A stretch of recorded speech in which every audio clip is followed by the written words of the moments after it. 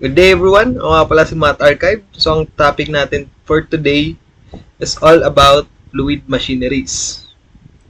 So ito topic lang natin ngayon is conceptual or foundation para sa fluid and sa machinery.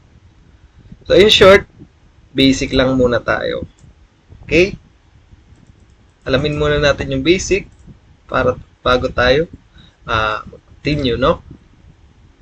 So next, ano ba ang agenda natin today? So iba yung cover natin dito sa presentation, no? So first of all, definitions and categories, no? So what is a fluid machine? So ano nga ba yung fluid machine? Next, anong pinagkaiba ng power absorbing sa power producing machines? Okay? Next is operating principles. So, papasok na dito yung positive displacement machines and dynamic or turbo machinery. Okay? Number 3, fluid property 101. So, importante ito. Kasi dito napapasok yung constants and also yung mga formulas, no? For viscosity and vapor pressure. So, core concepts, bago mag-solve, kailangan muna nito, no? Flow rates and continuity. So, to solve for total head, power, and efficiency. Different power and different efficiency. Okay? Continue na tayo. So, we have a table here. So, symbols and units.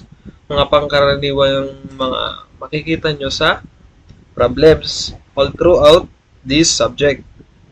So, Q, no? Q, ang description niya is volumetric flow rate. So, maraming problem sa fluids and nagbabago din yung description. Tulad sa Q, big letter Q, pwede siyang maging capacity.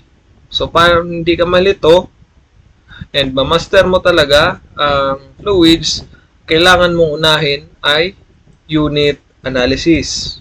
Okay?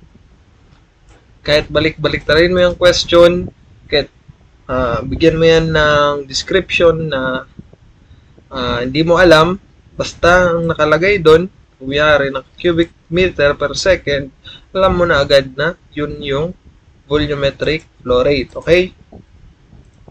Diba?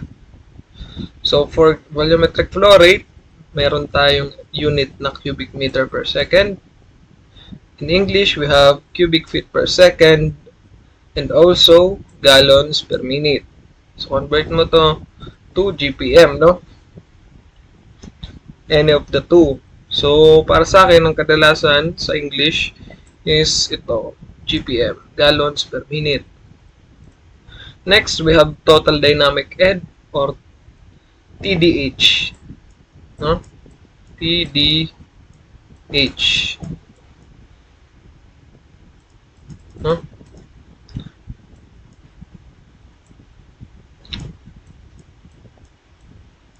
Total dynamic head.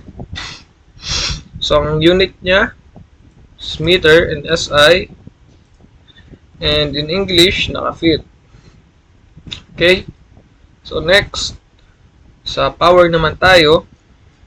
So, pag symbol natin is PW, yun yung water power natin.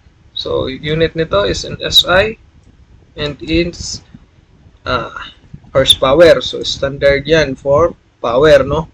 So, braking power, PB, no?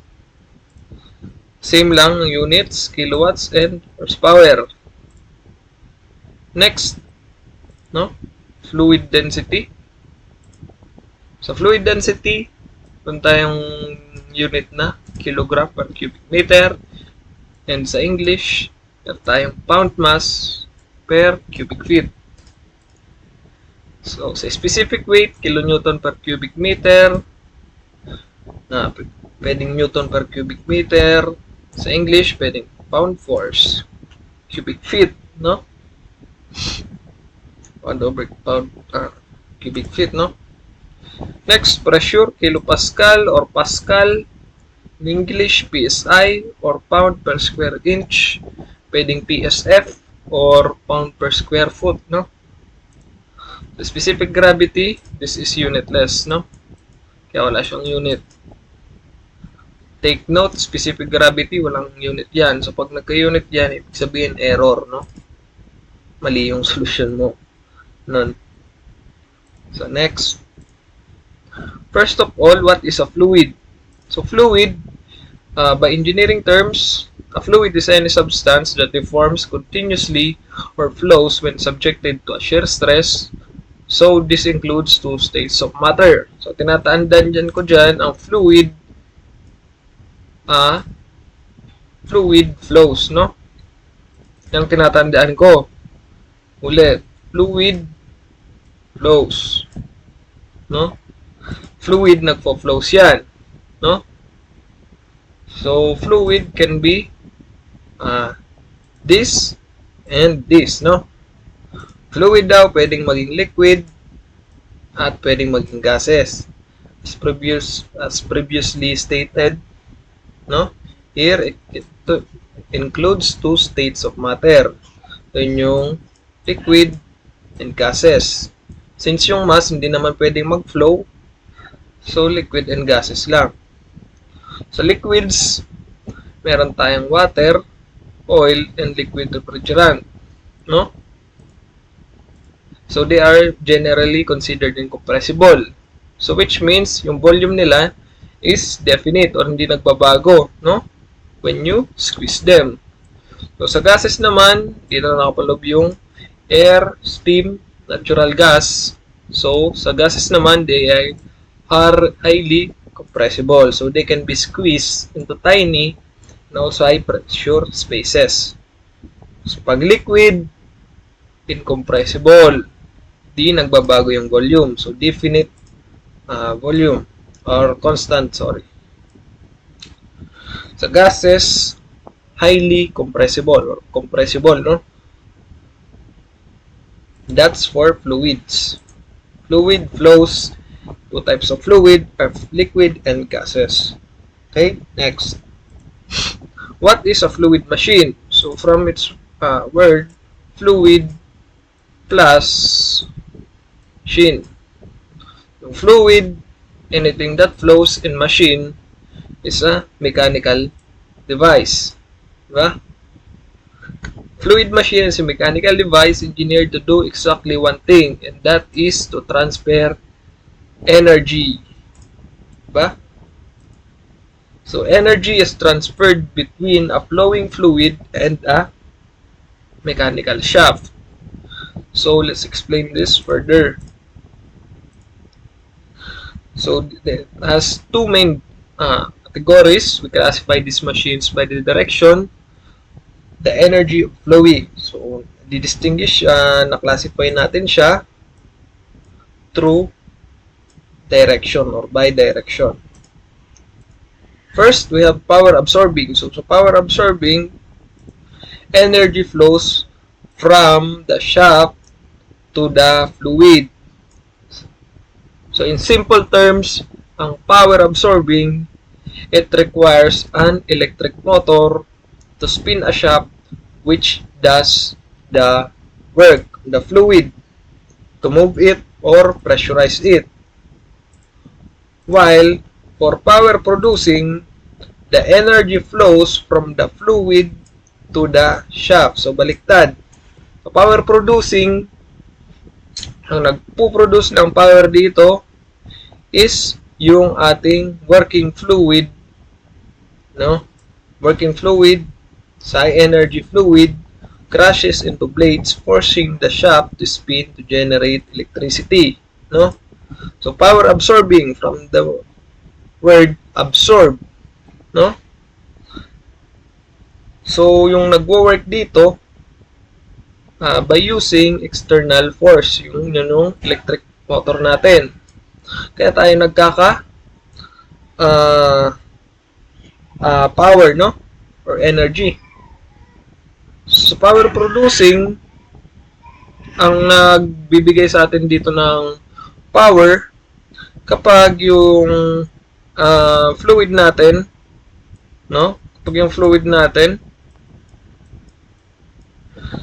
Meron tayong blades no, ng shaft. Pag yan dyan nag-flow, iikot yan, no? So, yun yung power producing.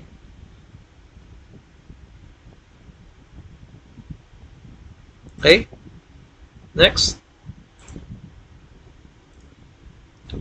Types of power absorbing machines tayo, no? So, this requires an external motor to operate. Sabi ko kanina, no? Power absorbing requires an electric motor to spin a shaft. So, yun yung gumagawa ng work on the fluid to move it or pressurize it. Okay? They are classified by the type of fluid they handle. First, we have pumps, fans, blowers, and compressors. So, itong mga ito, type siya ng power absorbing machines. No? They require an external motor to operate. So, kailangan nila ng motor, no? So, sa pumps, it handles liquids. So, dito na yung water natin, oil, sludge. So, fans move gases or air at very low pressures. While yung blowers naman, same. It moves gases, pero medium pressure na. So, sa compressor, squeeze gases to extremely high pressures. So next, types of power producing machines, is also known as the prime movers.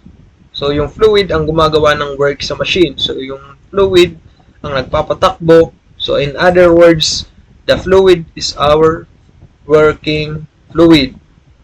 So ano yung mga types nito? Ito napapasok yung hydraulic turbines, steam turbines, gas turbines, and wind turbines. So, sa hydraulic turbines, ang working fluid natin ay ang falling water. No? Steam turbines, ano yan? Steam yan, hot steam, no? Expanding hot steam. Sa gas turbines naman, gamit tayo ng working fluid na expanding combustion gases, no? Next, wind turbines. So, use the kinetic energy from the ambient air, no? Or the environment, no? Environment air natin, no? So, next. So, paano ba talaga sila gumagana?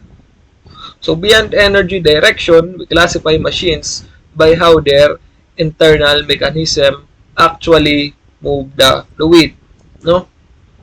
Paano ba nila pinapagalaw ang isang fluids? There are two fundamentally different ways to move a fluid. First is positive displacement, and number two is dynamic or turbo machinery. So sa positive, ang ginagawa sa fluid is it traps the fluid and squeeze. So sa dynamic, it throws the fluid and also it spins. Ganon sila ginagalaw, no? Explain pa natin lalo. So first, for positive displacement or PD, ang concept is a fixed exact volume is fluid is trapped inside a closed physical chamber. So the chamber physically shrinks, forcing the fluid out of the discharge pipe, no? Yan yung concept niya. Fixed exact volume of fluid is trapped inside, no? A closed physical chamber. Next. So for our approach, the bulldozer approach, PD machines doesn't care about resistance. So if the pipe is blocked, a PD pump will continue to build pressure until the pipe bursts or the motor burns out. So in other words, the positive displacement, wala siyang pakialam sa resistance. So kahit takpan mo yan, PD pump will continue to operate, no? Will continue to build pressure until the pipe burst or yung motor natin ay masira. So yung positive displacement continues to operate and doesn't care about resistance. So next, dynamic or turbo machinery. So the concept naman for this as there are no closed chambers. So walang close, no? Hindi siya enclosed. So fluid enters a continuously spinning wheel of blades. Ayan yun, yung impeller or rotor. The spinning blades throw the fluid, giving it a massive kinetic energy, velocity, no? Which is then converted into pressure. So the throwing approach. So unlike PD pumps or positive displacement pumps, if you block the discharge pipe of the dynamic pump, the fluid just spins harmlessly inside the casing, no? Kahit may takpan, magko-continue pa rin siyang mag-operate pero di siya masisira, no? Kaya siya magandang gamitin. So kaya meron siyang shut off head, meron siyang feature na shut off head, no? Next, PD versus dynamic. So ano nga bang mas maganda? Dalawa. So compare natin, no? So kailangan natin gumamit ng positive displacement kapag kailangan natin ng ultra high pressure. Kailangan use positive displacement kapag kailangan natin ng eksaktong flow rate or metered flow rate, no? This is used for exact purposes, no? Kailangan natin ng exact values. So, kailangan din natin dito or kailangan natin gumamit ng positive displacement kapag yung fluid natin is very thick or sticky, no? Pag sabihin natin malapot, no? So, example of that are oil and syrup. Malapot kasi mataas yung viscosity. So, next is dynamic or centrifugal, no? Kapag kailangan natin ng continuous or massive flow rates, no? Continuous flow rate, yung tuloy-tuloy na flow rate at malaking flow rate. Okay? So kapag yung fluid din natin is thin and clean, so example of that is water. So pag water ang working fluid natin, yung fluid natin, just use dynamic, no? So pag kailangan din natin ng magtipid, so lower maintenance and cheaper cost, dynamic tayo, no? So always choose the best one depending on our kailangan din, no? Next, fluid properties 101. So dito na tayo sa third part ng ating presentation. So before calculating power, you must understand the fluid. Tamang-tama, no? Bago ka mag-calculate ng power, alamin mo muna yung fluid mo. Kasi iba't ibang fluid, iba't ibang properties din, no? You are trying to move pumping liquid mercury requires infinitely more power than pumping air. So example of this, pumping liquid mercury requires infinitely more power than pumping air, di ba? Liquid mercury natin, iba yung properties niya kumpara sa air, no? Kailangan lang natin ditong pag-aralan, no? 4 main properties, no? Dito na papasok yung density, specific weight, viscosity, no? Lapot, and vapor pressure, no? So, continue tayo. First, water constant, no? SI versus English. So, memorize the specific values for standard liquid water. So, tandaan itong formula na to, no?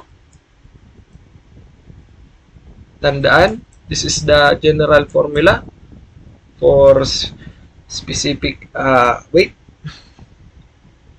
Specific weight is equals to density multiplied by its gravity, no? Yung general formula natin for specific weight, no?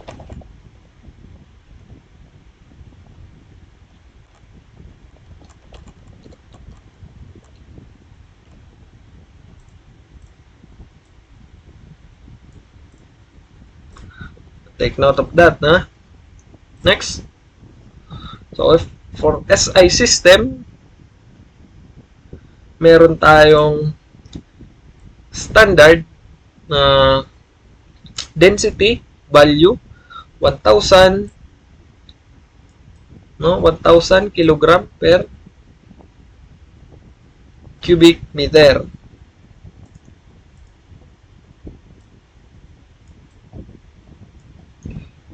No? So, for specific weight, meron din tayong constant dyan na 9.81 kilonewton per meter. Ba? Next, for English system, meron tayong density na 62.4 pound mass per cubic feet or 194 slugs per cubic feet. For commonly used constant, ito yung 62.4, no? Pound mass per cubic feet. Specific weight, magbabago din, magiging 62.4 pound per cubic feet. So, take note of this constant. Lagi itong lumalabas. Next. Specific gravity, dimensionless ratio comparing fluid's density directly to water. No? So, water has an SG of exactly 1.0. No? Tubig daw natin is may SG na 1.0. So, dimensionless, unitless. So, kaya wala siyang unit. No? Next. If oil has an SG of 0.8, its density is 0.8. Diba? Multiply natin ng 1,000, kakaroon na tayo ng density. Diba? Formula kanina na density is equals to SG multiplied by density of water, no?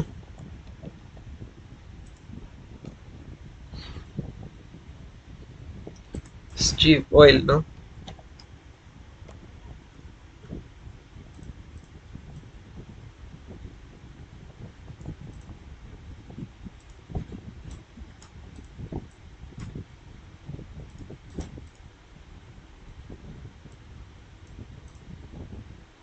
Next,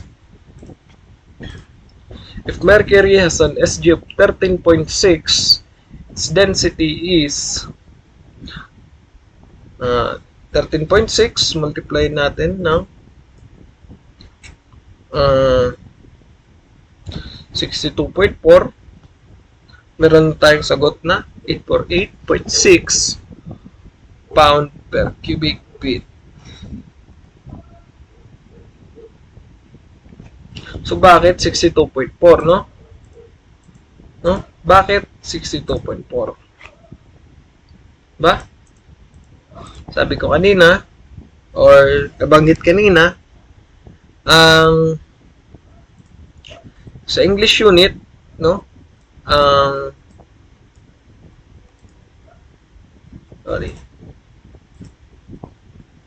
specific weight natin sa English is just equals to its density, no? Na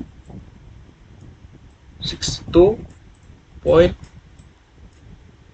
no? Take note of that. So, same lang yung ginawa natin kanina. Density. Pas lang siya sa SG, no?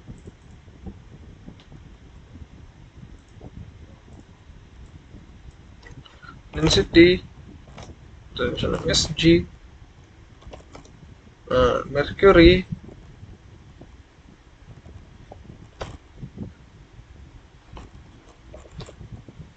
Multiply lang ng density ng water. No. Okay. Next. Viscosity and cavitation. Viscosity is how thick the fluid is. So, gano'n siya kalapot. So, viscosity, no? High viscosity fluids are honey, tar. So, example of high viscosity fluids, they require high positive displacement pumps. So, low viscosity, water, air, gasoline. Use on centrifugal pumps. No? Siyempre, nakapasok din dyan yung mga oil natin, no? Mga matataas yung viscosity din yan. So, malapot. So, kailangan yan ng makina natin para hindi magkiskisan yung mga gearings, no? Sa loob. Also, other parts, no? Next. Vapor pressure. So, cavitation limit.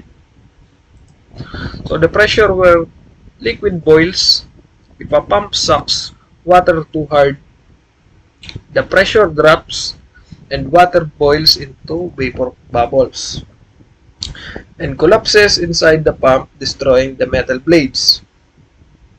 Pag yung pump natin, malakas na paghigop, syempre, yung pressure natin biglang bababa, no? Mabilis yan na pressure drop. So, pag mabilis na pressure drop, the water will boils, no? And also, turns into water bubbles. So, yung pag yun nangyari, sa side ng, pag yun nangyari lahat sa loob ng pump, so, syempre, mas nasisira yung metal blades nun. So, magkakaroon ng cavitation. Yun, ang pagkasira ng metal blades or yung blades sa loob ng pumps natin, no? Next. So, measuring flow rates. So, sabi ko kanina, this is volumetric flow rate. No? Ito sa baba.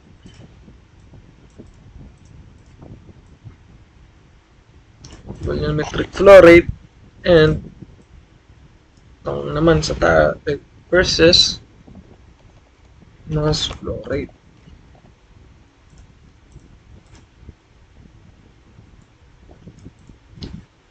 So, measuring flow rates. Volumetric flow rates versus mass flow rates. So, ano nga ba yung pinagkaiba nila? So, volumetric flow rate is how much physical space the fluid takes up per second. Unit, cubic meter per second. And English unit, cubic feet per second. And gallons per minute. No? So, sa mass flow rate, how much physical mass is moving per second. So, meron tayong standard na formula for mass flow rate. The mass flow rate is equals to density multiplied by volumetric flow rate. So, yun yung relationship ng dalawa. Pag kailangan mo ng density, transpose mo lang to. No? So, pag kailangan mo ng volumetric flow rate, meron ka naman itong dalawa. So, transpose din. Meron ka ng volumetric flow rate. So, this is the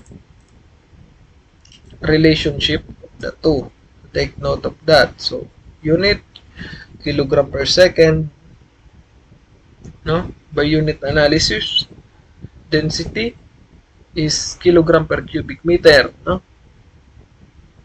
And volumetric flow rate, cubic meter per second. So magkakancel yung cubic meter, matitira is kilogram per second. So, sa English naman, mass per second.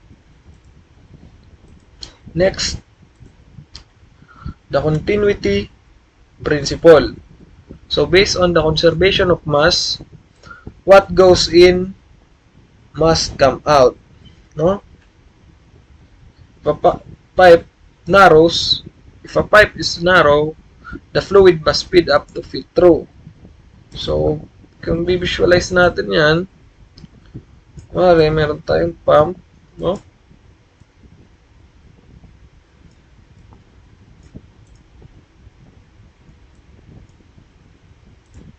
So, what goes inside the pump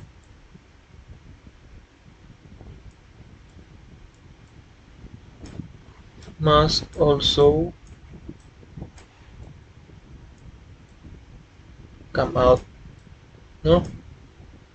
Ganon, no? Illustration yan, no? What comes in must come out. Okay? If a pipe is narrow, kung gaano pa yan kaliit, the fluid must speed up to fit through. So, kapag yung diameter ng pipe is maliit, syempre yung velocity niya is tataas, no?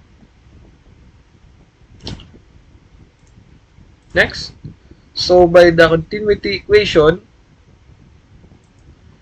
our volumetric flow rate is equals to area times velocity. No? So, ito na. So, kung formula for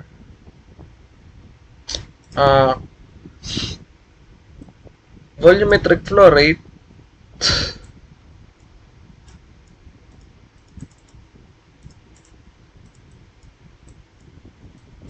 no? For formula for volumetric flow rate, Q is equals to area times velocity. Yan. So, kung continuity equation, so galing lang naman yan sa volumetric flow rate, formula na yan is area 0.1 multiplied by velocity at 0.1 is equals to area at 0.2 multiplied by velocity at 0.2. So, kung kailangan mo ng velocity at 0.1, transpose mo tong area 1 na to, ilipat mo yan din, area 0.2, no? Yun na ang equation na yan. So, yan, no? Continuity equation. So, area, this is pipe, no? Area of the pipe. Pag pipe, ibig sabihin, cylinder. Take note of this formula, no? For our area, no? Pi over 4 d squared. So, the diameter shrinks, velocity squares to compensate. Yun ang sabi ko, pag lumit yung velocity, lumit yung diameter, sabihin, tataas yung velocity niyan. Tulad ng mga pag spray ka ng tubig, no? Pag mayroon kang hose, pag pinisil mo yung sa pinakadulong part, lalakas yung pressure nun, no? Diba? Taas yung pressure. So, velocity na din, no? Next. What is head? Ano ba yung head na ulo ba yan? So, in fluid machinery, we rarely talk about energy in joules or BTU. So, instead, we express all energy head as big letter H in terms of meter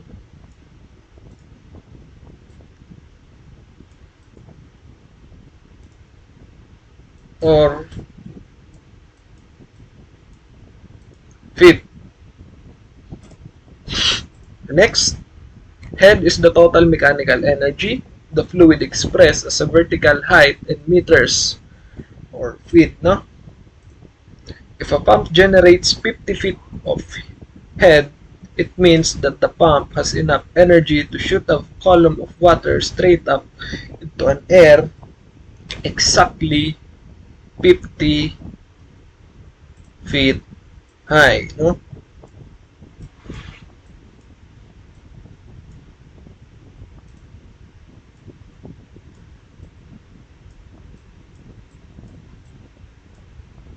Okay? Next, so pressure to head conversion. Converting gauge reading into vertical head, we have head or total head natin is equals to pressure over our specific weight, no? Ano ba yan? So, for SI system, head natin naka-meter, pressure natin naka-kilopascal, and yung specific weight natin naka-kilonewton per cubic meter. Take note, kilopascal is just kilonewton, no? Over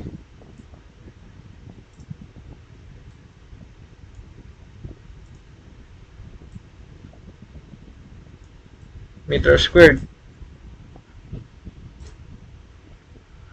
Magkakancel yan. Magkakancel to.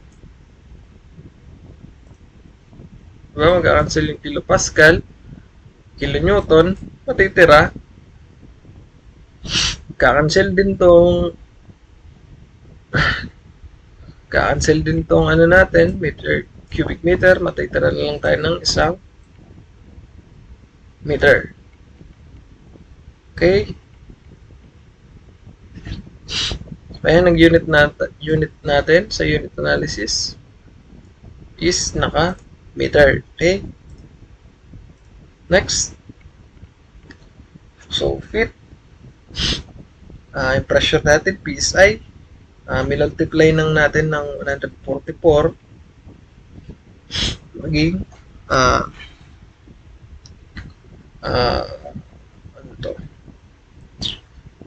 to get PSF pala, no? So 1 feet is equivalent to 12 since squared, so 12 squared is equivalent to 144, no?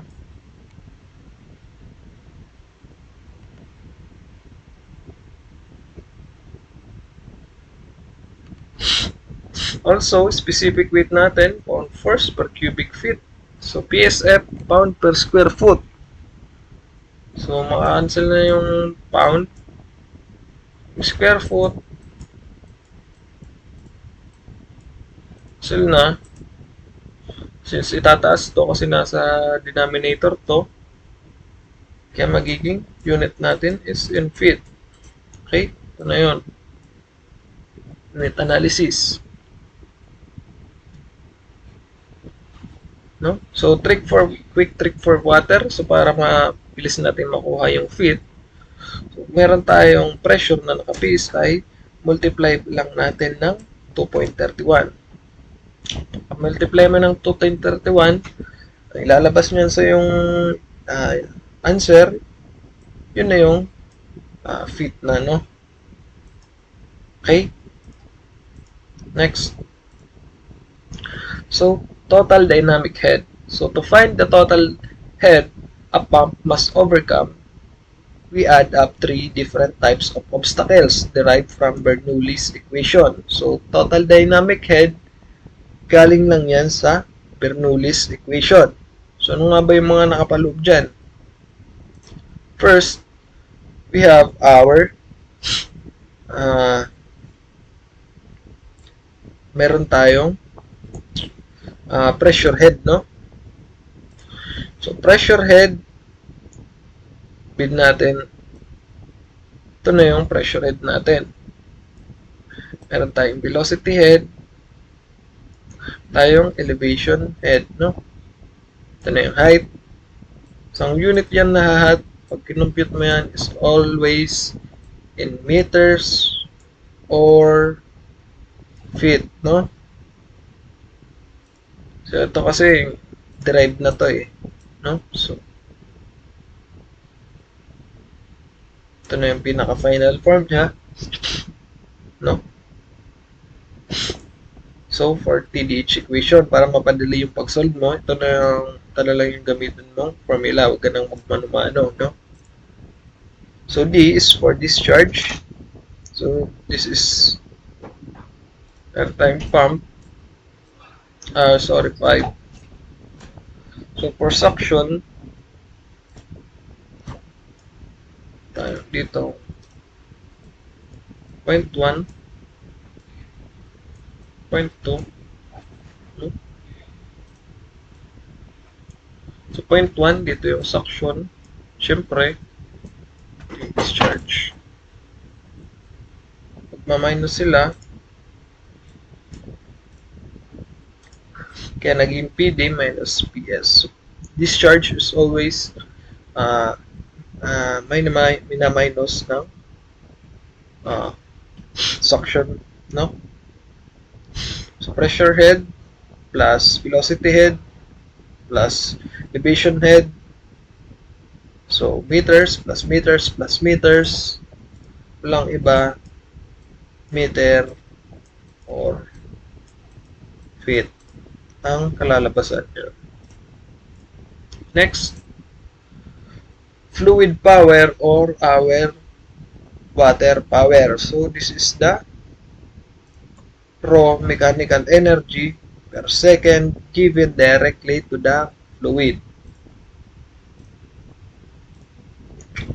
So, for SI,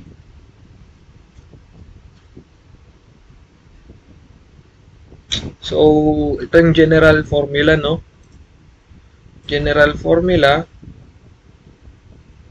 mapa SI, or English, magbabago lang naman yung units, no? Yung system ng units. Pero yung general formula stays the same. So, PW, no? Water power is equals to a specific weight multiplied by its volumetric flow rate multiplied by the total head. So, by unit analysis, yung Y natin, di ba? Kilonewton per cubic meter. So, Q is in cubic meter per second and H is in M. So, by unit analysis, ang kalalabasan niyan is automatically in kilowatts. Susundin mo lang to, kilonewton per cubic meter per second, and yung H mo na naka-meter, automatic, kahit wag mo na yung unit analysis, kilowatts ang kalalabasan niyan. So, for English system, diba, sabi ko kanina, general formula natin is water power is equivalent to specific weight Q volumetric flow rate multiplied by Z. So, yung 550 divided by 550, conversion lang naman yan from foot-pound, no? Kasi pag ginamit mo is ito lang, lalabasan yan is foot-pound per second. So, conversion yan, para maging horsepower, so, 1 horsepower is equivalent to 550 foot-pounds per second. Diba? Kung binigay naman sa problem, no, kailangan mo ng horsepower, so convert mo na lang. So, pag kailangan ng foot-pound per second, so no need to convert, okay? So, pag kailangan ng gallons per minute, no? Or pag kailangan pala ng horsepower, tapos naka-Q mo, naka-GPM, so 3960 ang conversion, no? Aralin. Para madali na lang pag nagsosolve. Next, brake power, also known as shaft power. So fluid power is what the water experiences. So brake power is the physical mechanical power at the solid spinning metal shaft. So for a pump, it's the mechanical power for the electric motor must supply to the shaft to make it spin. So for a turbine, it's the mechanical power the spinning shaft successfully delivers to the electrical generator. So machine efficiency, no? Because of friction in the bearings, the turbulence inside the casing, no machine is perfect. No? Walang efficiency na 100% or walang machine na perfect. So efficiency is always output divided by input. Take note of that. Efficiency, no, is always equal to P output where P input. So formula, no, P output, ito na, and P input. So since ginamit na natin for pump, sa pump efficiency, ang output power natin dito is yung water power, no? So pump, anong output ng pump? Siyempre tubig, no? Kaya water power. Power input naman natin is yung braking power, no? So motor inputs shaft power. So pump outputs is fluid power. Okay? Okay? So next. So turbine efficiency. So sa turbine, ang output power natin dito is yung braking power. Ang power input, yung water power naman, no? So fluid inputs, water power. So sa turbine output, ano yung pinoproduce niya na shaft power. Take note, formula, different kinds. Pump efficiency, no? Relationship din, no? Okay, next is the end. So, kapag na-reach mo na to, you now understand the fundamental concept of fluid machinery. Okay? So, in the next module, we will apply this equation to professional board exam problems. Solve tayo ng problems sa susunod na video. And yun lang. Maraming salamat sa pakikinig, panonood. God bless sa inyong lahat. At bye-bye na po.